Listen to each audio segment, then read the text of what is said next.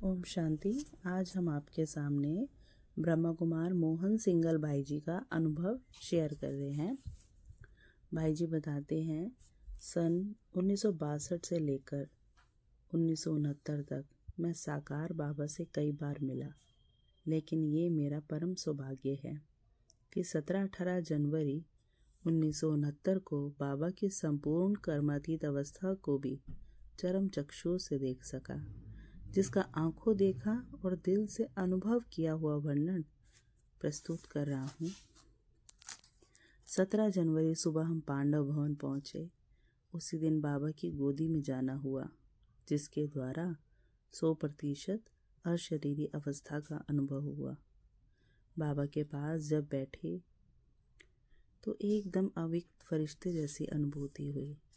18 जनवरी के पहले के 4-5 महीने से ही हर कोई ये तो अनुभव करने लगा था कि बाबा अधिकाधिक उपराम होते जा रहे थे।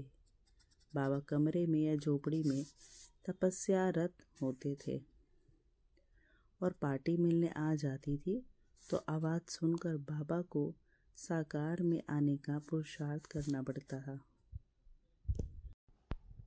बाबा उसी अवस्था में बच्चों का हाल चाल पूछ उन्हें तृप्त कर देते थे और फिर खुली आंखें होते भी वतन के नज़ारों भी खो जाते थे। प्यारे बाबा को हम अपनी आमदनी और खर्च का हिसाब देने जाते थे तो इन अंत के महीनों में हमने देखा कि बाबा का हाथ पोता मेल के कागज़ पर वहीं जाता था जहाँ कुछ गलती हुई होती थी।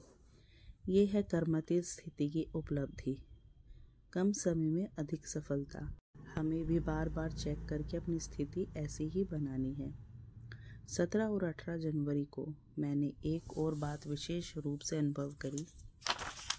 जब भी कोई बच्चा किसी भी प्रकार की जिज्ञासा या प्रश्न लेकर बाबा के पास गया तो बाबा ने पहले तो दृष्टि दी और फिर दृष्टि देते देते कहा, बच्चे ये बात पूछने के लिए आए हो, अच्छा ऐसे कर लो।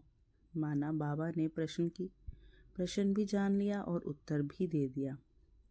ऐसा 4-5 बार हुआ तो मुझे आश्चर्य हुआ, क्योंकि बाबा मुरली में कहते हैं कि बाबा कोई थॉट रीडर माने विचारों को जान लेने वाला नहीं है।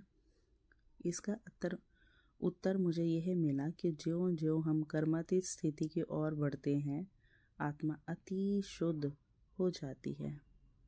जितना हमारा अपने संकल्पों पर नियंत्रण होता जाता है, उतना हम औरों के विचारों को भी पढ़ सकते हैं। जैसे पानी जितना साफ और स्थिर होगा, उतना हम अपना और दूसरों का प्रतिबिंब उसमें स्पष्ट देख सकेंगे, लेकिन लहरों वाले या गंदले पानी में स्पष्ट नहीं देख सकेंगे। इच्छाओं और संकल्पों की लहरें होंगी तो दूसरों के मनोभावों को नहीं समझ सकेंगे। अपनी इच्छाओं पर विजय पाने वाला ही सर्व की इच्छाएं पूर्ण कर सकता है। 18 जनवरी की सुबह प्यारे बाबा प्रतिदिन की दिनचर्या की तरह क्लास में आए, योग करवाया। उसके बाद बाबा गला साफ करते थे।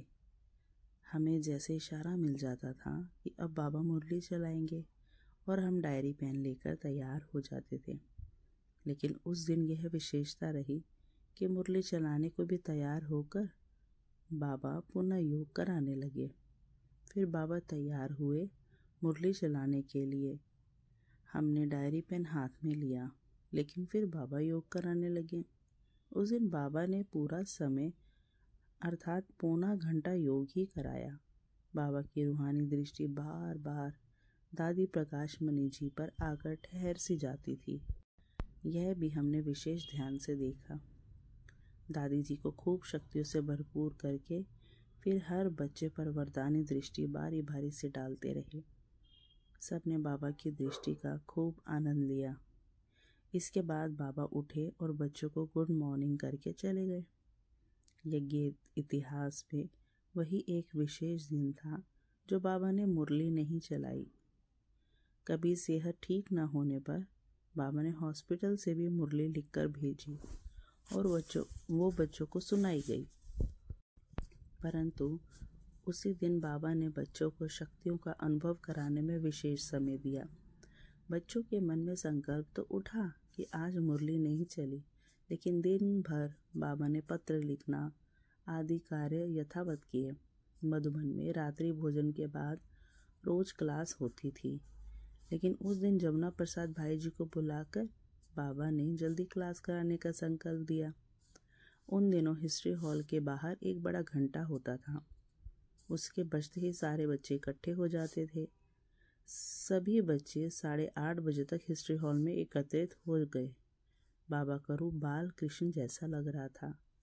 बाबा का व्यक्तित्व बड़ा चुंबकीय था। उस दिन चूंकि आत्मा हिसाब किताब चुकता कर चुकी थी, इसलिए शरीर में विशेष चमक दमक थी।